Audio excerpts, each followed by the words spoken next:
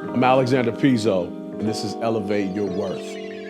Elevate Your Worth is an empowering podcast and YouTube show. I'll engage with individuals who have wholeheartedly pursued their passion, often against the odds, and have carved out their unique paths to success.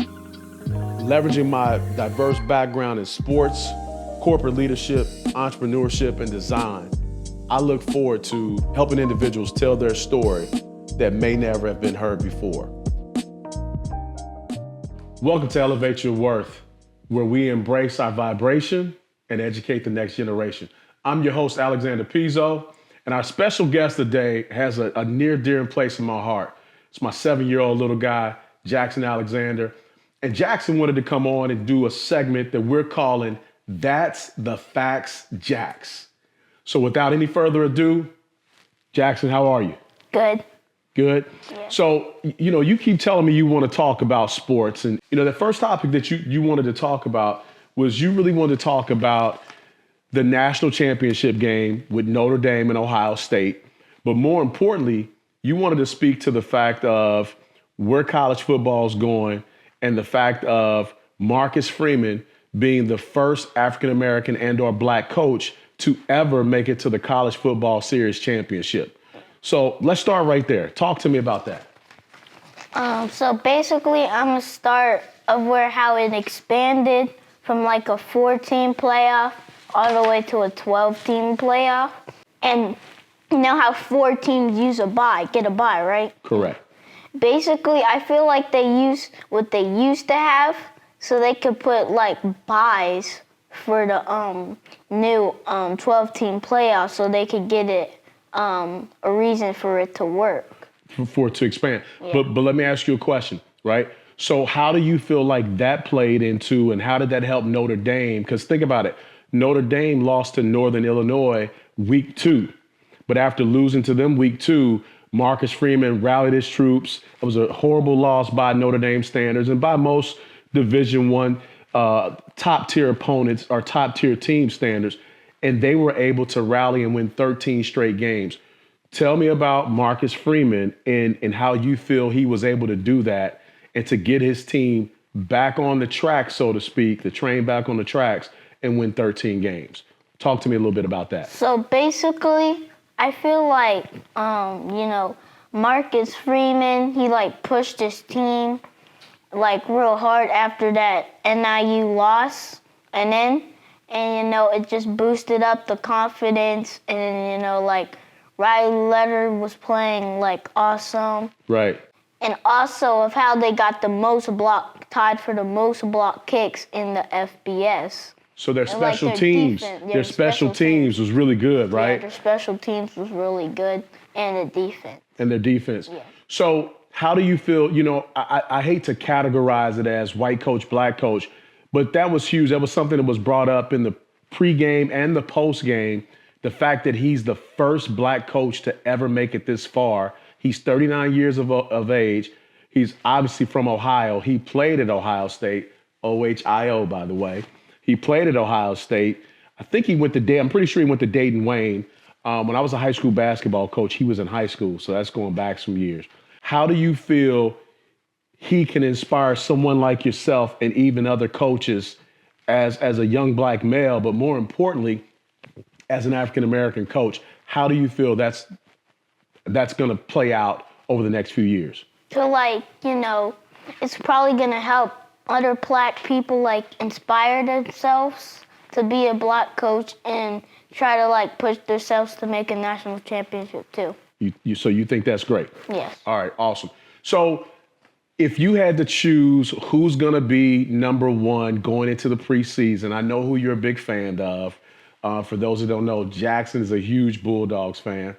So if you had to choose who's going to be 1, 2, and 3, just based on, because we know a lot of kids are going to go into the portal. We know a lot of teams are going to change. Prime example, you all lost your quarterback. You lost Carson Beck, who decided to go to the U. So how do you feel if you had to say who's going to start, who's your preseason 1, 2, and 3 going into next season? So at number 1, I got Ohio State. Okay. Number 2, Notre Dame. Okay. Number 3, I'll say Penn State. Penn State. Yeah. So tell me why you chose Penn State. And strangely enough, you being an SEC guy, you didn't choose any SEC teams. Tell me why. Well, I mean, because the Big Ten was about way better than the SEC this season. Tennessee, you probably already know Ohio State's going to win that game. And probably know Notre Dame's probably going to take that game against Georgia. Mm-hmm. And, well, Texas, they had a chance, but, I mean, I don't think they just had enough on it, though. So if I had to choose a top three right now, for me, it's going to be Texas 1. Then I would probably say Notre Dame 2. They're going to have to go out in the portal and get a new quarterback. And number 3, for me, is going to be Ohio State 3A and Georgia 3B. I think it's going to be really hard to keep Kirby Smart and the boys down. Kirby does a really good job of building his infrastructure, whether it's recruiting, making sure he's got multiple players at multiple positions. And they just do a really nice job, whether it's with the collective, with NIL money, as well as they do a phenomenal job in terms of just all and out recruiting the state of Georgia and beyond. So my top 3, like I said, Texas, Notre Dame, Ohio State 3A, Georgia 3B. So moving on to another topic. You have the Buffalo Bills playing against the Kansas City Chiefs, right? And then you also have Philadelphia Eagles playing against the young gun and Jaden Daniels and the Washington Commanders. Now, obviously, by the time this airs, those games will be played. So what I want you to be able to do is kind of give me your breakdown of those 2 games as to the 2 teams you're going to pick to play in the Super Bowl. And we'll release pre-Super Bowl so that everyone knows who you chose to go into the Super Bowl and why. Josh Allen, he played really good this season. He got James Cook, Dawson Knox, Curtis Samuel, Keon Coleman. And, if Josh Allen, keeps, finding open space and getting the receivers in the end zone, they're probably going to, make the Super Bowl and beat the Chiefs. Well, he's a secret weapon because inside the 10-yard line, whereas most teams are trying, it's really tough to convert against really good defenses inside the 10. But what Josh does a phenomenal job of is getting those rushing touchdowns. Yeah. And I looked it up. Josh Allen to date has 195 passing touchdowns. He has 66 rushing touchdowns. I think that's somewhere around 33% of his total scores are on rushing touchdowns, right? He kind of reminds me of Cam Newton 2.0. 6'4", 6'5", really big, hard to bring down when you get inside the 10-yard line. Now, we know the last time these 2 teams met in the game prior, a couple years back, Josh had led his team on a phenomenal run. 13 seconds, they decide to kick the ball off and allow them to run it back, as opposed to kicking it through the end zone and force them to take the ball. Then it would have been at the 20-yard line versus the 30. They were able to get a run back to about the 40-yard line. Then at that time, they still had Tyreek Hill. They hit Tyreek Hill on a quick slant. And before you know it, they were able to kick a field goal and tie the ball game, go into OT, and win it. That game sparked the change of the overtime rule, because in that situation, Patrick Mahomes got the ball. Josh Allen never got back on the field. They lose the ball game. It was very controversial. They lose the ball game, right? So now the rule is if you score a touchdown, the game ends. If you kick a field goal, the other team gets an opportunity to possess the ball, and they either have to kick a field goal and tie the game, but if they score a touchdown, they win the game. So I think this is going to be great to see, kind of like Josh Allen potentially get revenge or to have an opportunity to kind of a redemption tour, right? You kind of really just dismissed the Kansas City Chiefs. The Kansas City Chiefs are on the verge of making history. They're playing at home. Patrick Mahomes, everyone's saying he's not his typical self, right? But all he's doing is winning. They went 16-1 in the regular season, right? 15-2. I'm sorry, 15-2. They allowed the Denver Broncos to get into the playoffs. I think they were trying to keep Joe Burrow out, but that's a whole nother story. Right. That's another story. Yeah. We'll say that for another day. Yeah. So they go 15-2. You're correct. But yes, they protected home field advantage, which always bodes well in the playoffs. They're going to have all those Chiefs crazies going fanatic, just going unbelievable, cheering them on, out there with no shirts on, inked up, in frigid weathers. Patrick Mahomes, he sets himself in another stratosphere if he wins his 4th Super Bowl, but the only quarterback in history to ever win 3 in a row. You think about that. That's you're in a stratosphere that no one's ever gone into. You know, Tom Brady, Joe Montana, even Terry Bradshaw, who won 4 Super Bowls. He didn't win them back to back to back and then a break and then win another one. So this could be something monumental. Do you think it's going to be that easy for them to be defeated by the Buffalo Bills? No. Because, what you said, Patrick Mahomes, he knows how to score touchdowns. He knows how to win. Yeah, he knows how to win. And, having receivers, like tight ends like Travis Kelce, receivers like Rashid Rice, Marquise Hollywood Brown, you're just going to win football games.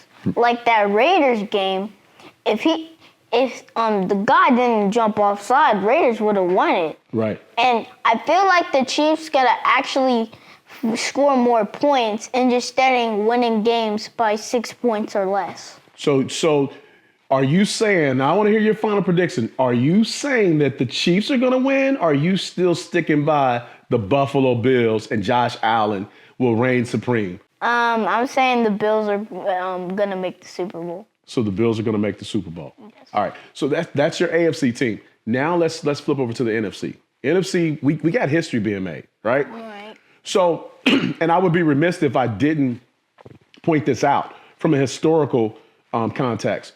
This is the first time in Super Bowl history, and those out there that will be viewing this, let me know in the comments if you see otherwise, where there will be 3 African-American quarterbacks representing 3 of the 4 teams in the Final Four. You got Patrick Mahomes, you got Jaden Daniels, and then the guy that no one's talking about, who's already played in the Super Bowl, and in the Super Bowl, he outplayed the guy that won the Super Bowl, who's trying to win 3 straight, and Jalen Hurts, who outplayed Patrick Mahomes and lost the game, right? No one's talking about Jalen, right? Alabama guy, transfers, goes to Oklahoma. No one's talking about this guy, and all he's been able to do is win. He's already played in the Super Bowl. He's poised to go on to win another Super Bowl. And I'll tell you why, if I had to pick an NFC, I'm going with the Eagles. I'm going with the Eagles because I think the way that they keep Jaden Daniels off the field is they turn and hand that ball off 2 yards in a cloud of dust. Well, with Saquon, it's 5 yards in a cloud of dust. They hand that ball off to Saquon, and they possess the clock, which takes away those possessions that Jaden Daniels would normally have with Terry McLaurin, OHIO, all those weapons that he has on that side. So who are you taking? I'm taking the Eagles, basically the same reason you got. And also, how Saquon, he averages like 95 yards per game. And if he keeps getting big runs, the Commanders aren't going to win the game. Well, but here's the other thing. Let's look on the flip side. Let's look at their defense. Yeah. They got big play, Darius Slay. Frank Levu. Yep. You got Carter, the big defensive tackle from Georgia. I don't know if anyone's going to be able to contain him. He's very light and nimble on his feet. He reminds me of like a 300-plus pound ballerina. He's so light and nimble on his feet. He reminds me of a player, and Lord, please forgive me for saying this, but when I watch him play, he reminds me of a guy that was a former Tennessee Vol, just a younger version, right? And that guy's name is Reggie White, right? R.I.P. to Reggie White. He really reminds me of Reggie White, who played for the Green Bay Packers years ago, won a championship with Brett Favre and the Packers, was a man of the Lord, loved the Lord. but he was a phenomenal pass rusher. That's who Carter reminds me of. You know, the Commanders have a really good defense, and like when the Eagles are running it, they know how to strip the ball. And if Jalen Hurts is passing, it could be an interception. Like Jared Goff threw 2 interceptions against them. Right. They have really good red zone defense. And I think the Eagles just have to overcome the Commanders' defense in order to win the Super Bowl. In closing, two things. So our final picks, we're going with Buffalo in the AFC, right? You're saying Buffalo. I'm saying Kansas City. You're saying Buffalo in the AFC. And I think we're both in agreement that offensively and defensively, I think from a run perspective, if Jalen has to throw the ball, you have Brown, big-time receiver. You got other weapons. You got Devontae Smith. Anytime you got an underneath and a deep ball threat, you got a running game. You can go into play action. There's so many different formations they could run. But one of the things I love about the Bills as well as the Eagles, everyone gets caught up in what is the quarterback's stats, right? When you think about the great teams of the 80s and the 90s, no one focused on the stats. They focused on winning. And right now, the Eagles are playing winning football by giving the ball to Saquon Barkley. They're not trying to prove they can throw, right? I think, and then when you look at the Bills were able to win that game, although it close, and we don't want to get into the Mark Andrews drop and the fumble and all the things that happened in the first half. But keep this in mind. Josh Allen didn't throw a touchdown. And I think he threw for 127 yards, but he ran for 2 touchdowns in the red zone, right? And they were able to control the time of possession. And by controlling the time of possession, it allowed them to win a close ball game because they minimized their mistakes. And when you're playing in big games like this, for those out you listening, it's all about who wins the time of possession and who wins the turnover battle. And when you think about it, they possessed the ball longer, and they also did what? Turned the ball over. When you get 3 turnovers in a big game like that, that was like about a 10-point swing. So in closing, we're going with, you got the Bills, I have the Chiefs. We're both in agreement of the Eagles. Jaxon, again, it was my pleasure. I love going over these topics with you, man.